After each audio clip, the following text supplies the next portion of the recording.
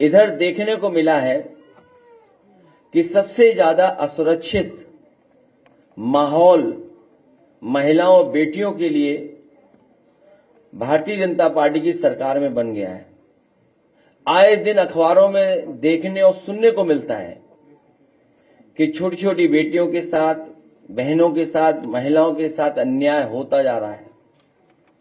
और सरकार जो कहती थी जीरो टॉलरेंस की पॉलिसी है उनकी, लॉ एंड ऑर्डर की जीरो टॉलरेंस की पॉलिसी उनकी जीरो हो गई है। और सही तरीके से काम न करने की वजह से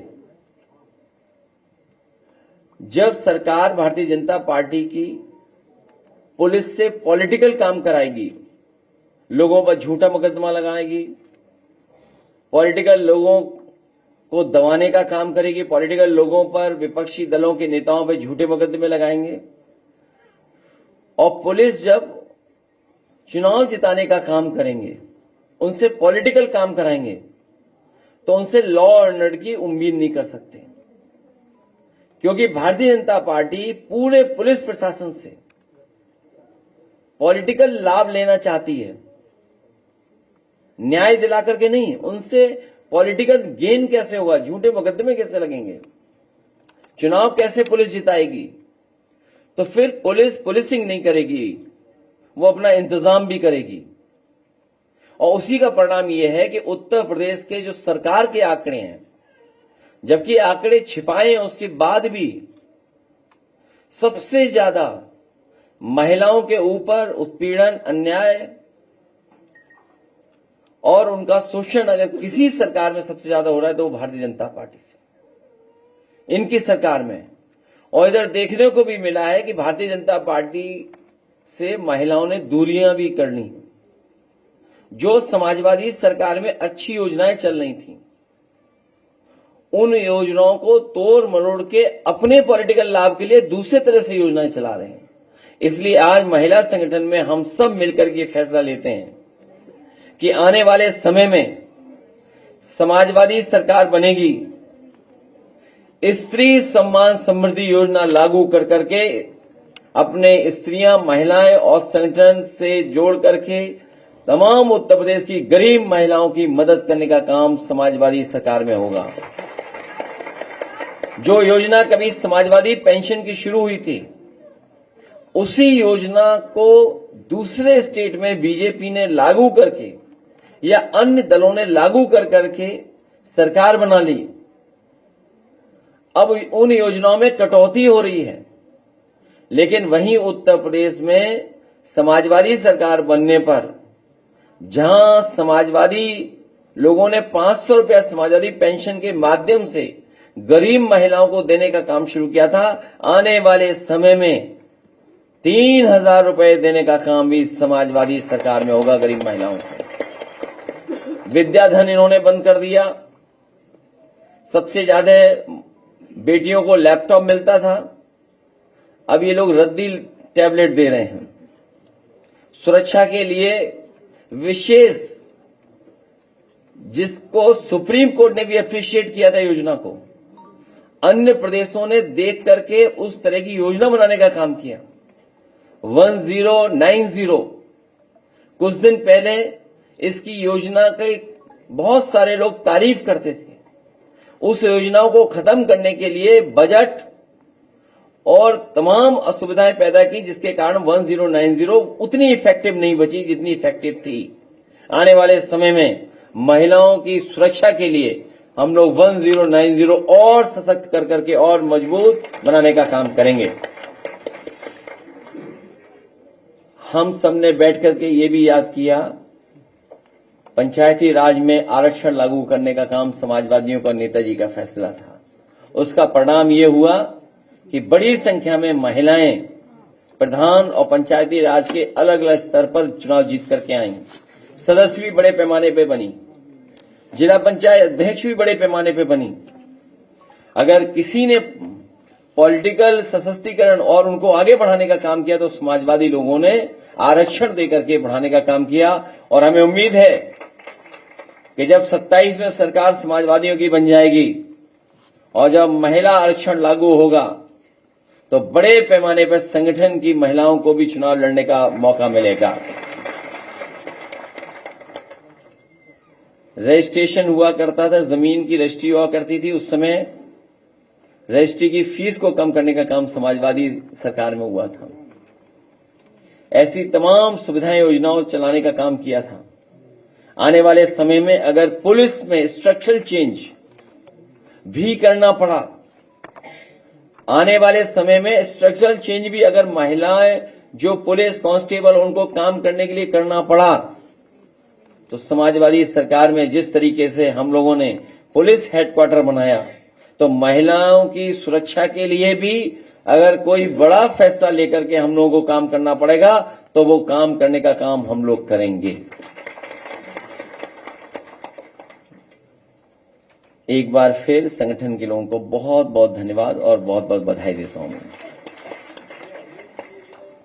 आयोग ने जो है एक अपना नियम बदला है, जिसमें क्या किया है कि 45 दिन में सारी फोटो और वीडियोग्राफी डिलीट कर देंगे, जबकि वो 1 साल तक रखी रहती है। तो ये कहीं ऐसा तो नहीं कि इनकी कोई बहुत बड़ी चाल होती है? इसका विरोध और इसके पक्ष में, अपने विचारों के पक्ष में और सुझाव के पक्ष में हम ये बात रखेंगे। अगर डेटा ही स्टोर कहां करना, ये सवाल है। पूरे देश में हर घर हर दुकान में सीसीटीवी लगी हुई है, हर घर में स्टोर हो रहा है डेटा। और ये सरकार तो दावा करती है, अपने उत्तर प्रदेश की सरकार, कि सबसे बड़े डेटा सेंटर बन रहे हैं, और इधर देश में भी कुछ योजनाएं स्टेट गवर्नमेंट ऐसी ला रही जिससे कि विशेष पैकेज दिया जा रहा है डेटा सेंटर वालों को। तो जब इतने बड़े बड़े डेटा सेंटर बन रहे हैं, न कितने बड़े पैमाने पे डेटा स्टोर होगा। जो सबसे महत्वपूर्ण चीज है कि इलेक्शन का डेटा सुरक्षित रहे, स्टोर्ड रहे, अगर कभी कोई शिकायत हो उस शिकायत पर कुछ कार्रवाई कर सकें। मुझे तो ऐसा महसूस हो रहा है कि भारतीय जनता पार्टी के दबाव में इलेक्शन कमीशन ऐसा फैसला ले रहा है, क्योंकि उत्तर प्रदेश में हमने देखा था, इनकी पुलिस कुछ वर्दी में, कुछ प्राइवेट ड्रेस में वोटर्स को धमका रहे थे। अगर वोटर निकल करके आ रहा था तो पहले तो प्राइवेट ड्रेस वाले रोकते थे, और अगर वो रोकने में कामयाब नहीं होते थे तो वर्दी वाले रोक लेते थे। और एक ऐसा समय हमने देखा, हम उन अपनी माताओं बहनों को बधाई देना चाहते हैं, जब पुलिस का अधिकारी रिवॉल्वर तान रहा था तो हमारी माताएं घबराई नहीं, बहनें घबराई नहीं। उन्होंने कहा कि कुछ भी करेंगे, हम वोट डाल करके आएंगे। ऐसी बहादुर महिलाओं को आज महिला सभा के इस कार्यक्रम में मैं कहना चाहता हूं, भविष्य में उनका सम्मान करने का काम हम लोग करेंगे, पार्टी कार्यालय में बुला करके।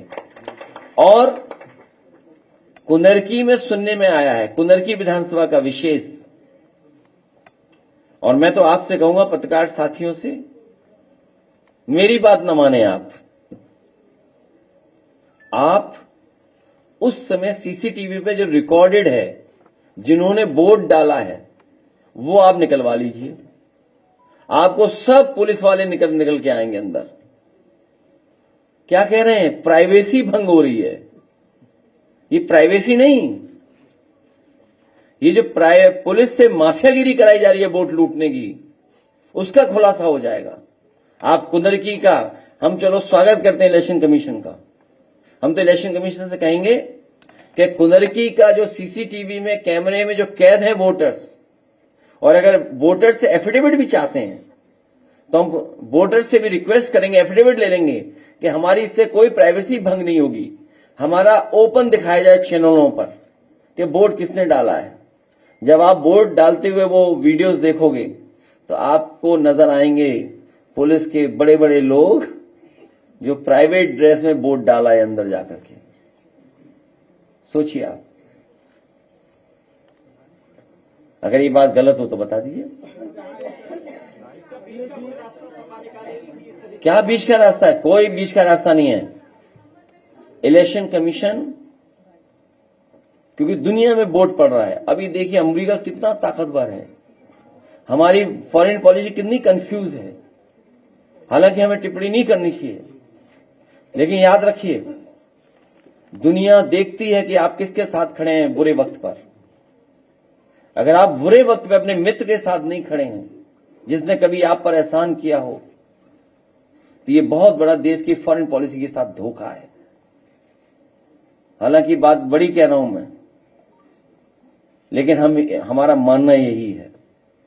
तो जब अमेरिका जैसा देश बैलेट से वोट पड़वा रहा है, हमारे यहां तो लोग अभी बहुत सी चीजें जानते नहीं हैं, गलती से शेयर कर लेते हैं कुछ चीजें सोशल मीडिया पे,